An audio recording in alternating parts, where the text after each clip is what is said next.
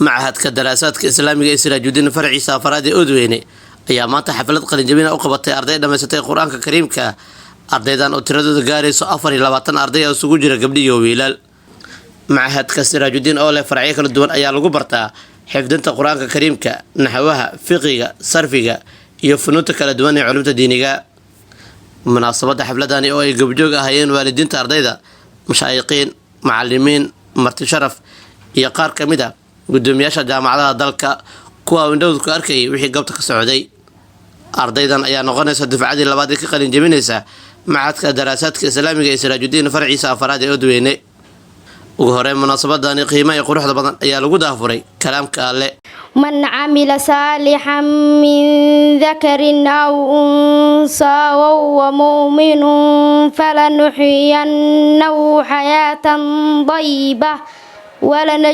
ولنجزينهم أجرهم بأحسن ما كانوا يعملون فإذا قرأت القرآن فاستعذ بالله من الشيطان الرجيم daafurka kadib waxa kelimada goobta ka jeediyay qaar kamid ah mashaayiqiintii martidii lagu casuumay munaasabadan ugu horeyn waxa goobta ka hadlay Sheekh Axmed Sunni isagoo ku dheeraaday alla ka cabsiga Ilaahay subhanahu wa ta'ala daa'iman inaan ka baqno maadaama wax walba aasaas ay u tahay Ilaahay in laga cabsado Ilaahay subhanahu wa ta'ala quraanka meel aad u fara badan yu kaga hadlay alla ka cabsiga waxa kamid ah aayadii haddaan ku furfuranay oo ahayd إلهي يا أيها الذين آمنوا اتقوا الله حق تقاته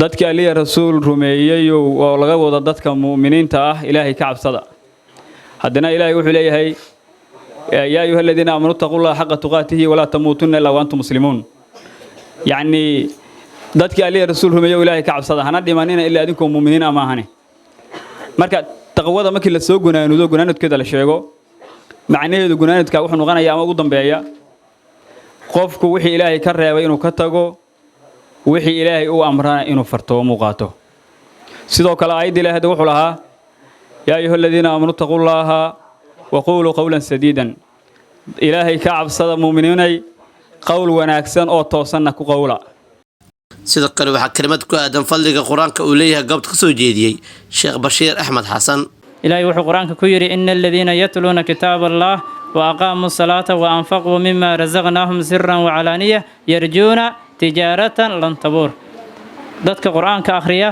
هدنا كو عمل فلا أوامرت قرآن ك عبادة قرآن كوفرايا سيدا صلاة دي يصدق دي يصوم كي يحج لما أن قرآن كأوامرتي سقاطة ذاتك إلهي وحي رفايد وقوين ويهلايان محاوايا يرجون تجارة لن تبور شقدود وقناعسي عن مرنا مقصار اللهين waxa ogsoonahay maanta hadii qof naga mid ah la dhihi lahaa sanduuqad yar lagu furaa waxaana lagu ballan qaadayaa inaad qasaareen oo shilinkii maanta iibsid qasaare inaad uga baqeen waxa laga yaabaa qofkaas 24 saac inuu albaabkiisa u soo xirmi lahayn asagoo raadinaya faa'iido sii raadinaya maadaama uu ku kalsooni qabo inuu soo qasaareen Allah subhanahu wa ta'ala wuxuu leeyahay qofkii quraanka ka shaqeeya asaga iyo qasaaro is arki maayaan tijaaradiisu waa tijaaratan lan tabuur sidoo kale waxa goobta ka hadlay gudoomiyaha midowga ardayda jaamacadda Muqdisho Ismaan Cabdullaahi Siifweyn iyo sidoo kale maamulaha Maxadka Al-Macruuf Umar Cabdiraxmaan Yuusuf mashaayikhda sharafta badan waalidiinta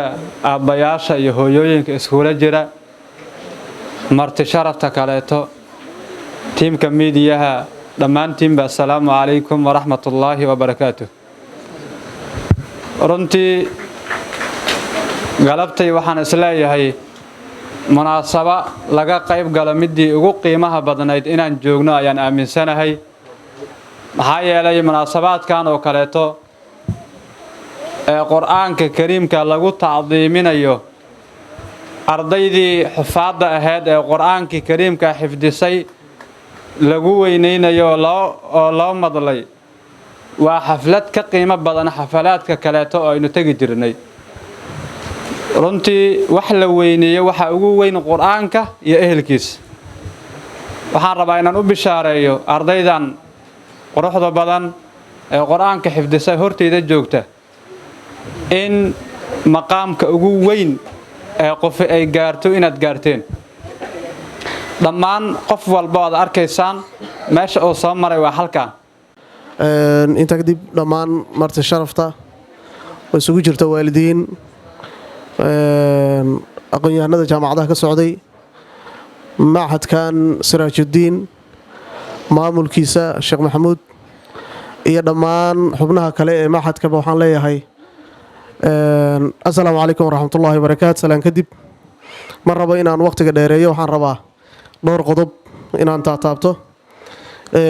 waa marka koowaad waxaan rabaa inaan idhaahdo ardayda qur-aanka dhammayday, kuwa hinkaada dhammeeyey, kuwa qoraalka bartay, intaba inaan idhaahdo hambalyo.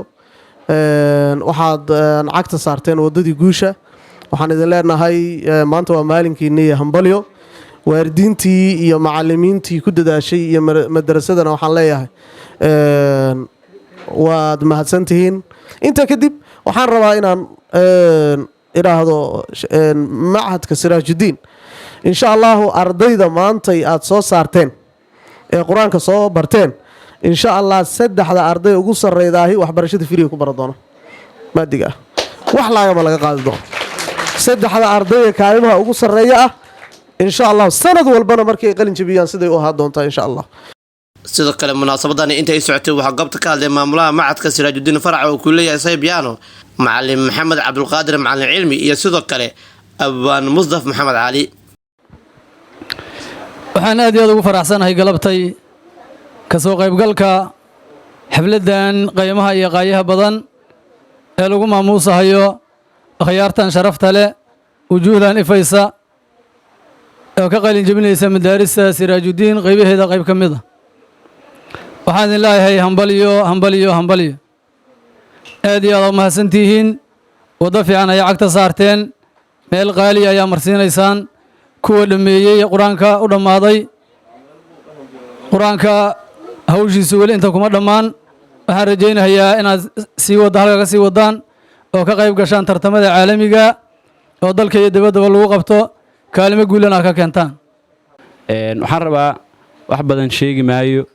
ardaydan quruxda badan ee kalaamkii alle xifdisay ee qaarkoodna hadda wada xifdintii iyo barashadii qur-aanka kariimka ayaan rabaa inaan duco iyo wax yar oo dardaarana inaan iraado haddii alla idmo. hadal badan sii geli maayo. waxaan ku bilaabahayaa arday yahay wanaagsane anshax lagu barbaashee aflixee dhammeeyow. arday yahay wanaagsane aqoon lagu kalkaalee aayadaha qur-aankiyo axaadiista qaybow. arday yahay wanaagsane alif dhigashadiisii ugu dhabar adaygee albaqrana dhammeeyow. arday yahay wanaagsane waalidkood addeecee fushay amaradoodow. ubaxii dadkaygow oontii dalkaygow ilaahaan lahayneen intifaacsanaynow. itaalkaan lahayneen ifka beeranaynow. abidkiin dadaalo aayaha haseegina.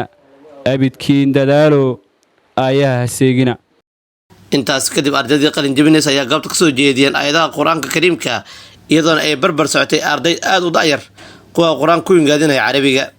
لا جرم أن ما تدعونني إليه ليس له دعوة في الدنيا ولا في الآخرة وأن مردنا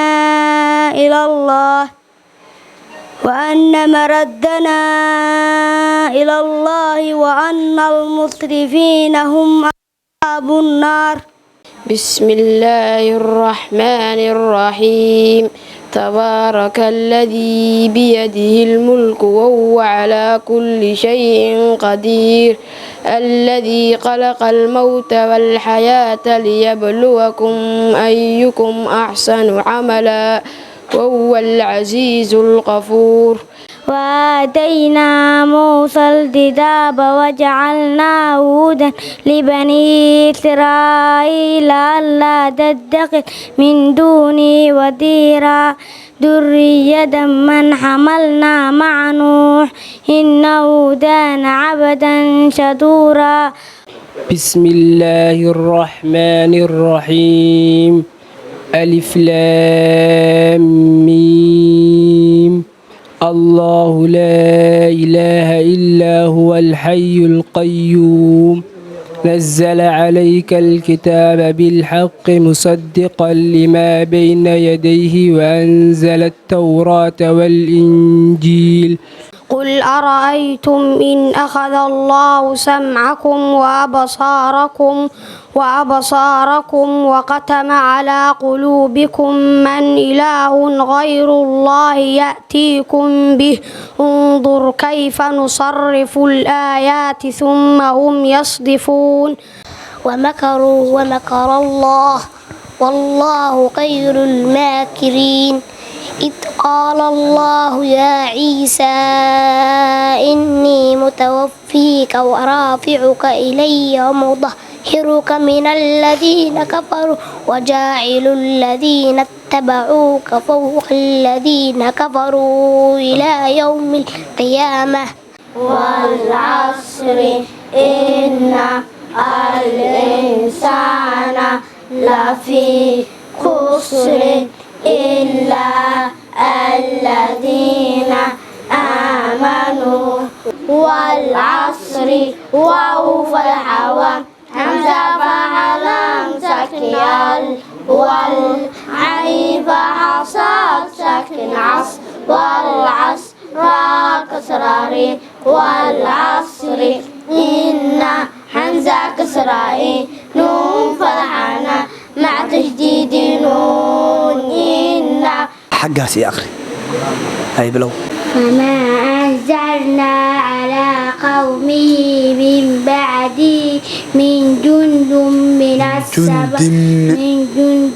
من السماء وما كنا منذرين فلا تجادلوا أهل الكتاب إلا بالتي هي أحسن إلا الذين ظلموا منهم وقولوا آمنا بالذين أنزل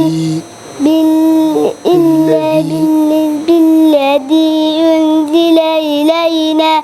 معهدka daraasaadka islaamiga Siraajudiin ayaa lagu bartaa Quraanka Kariimka isagoona leh qayb online oo lagu barto Quraanka Kariimka. Mid ka mid ah waalidiinta ardayda goobta ka hadlay ayaa bogaadiyay wixii la baray ardaydan.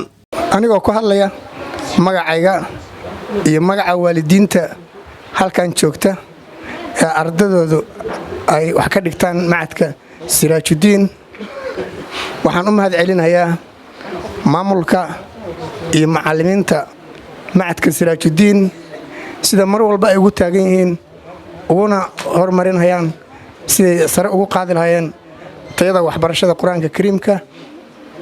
aad ayaad u mahadsantiin. waxaan leeyahay dadaalkiina halkaa ka sii wada si lama laaba marnaba ha ka caajisinina.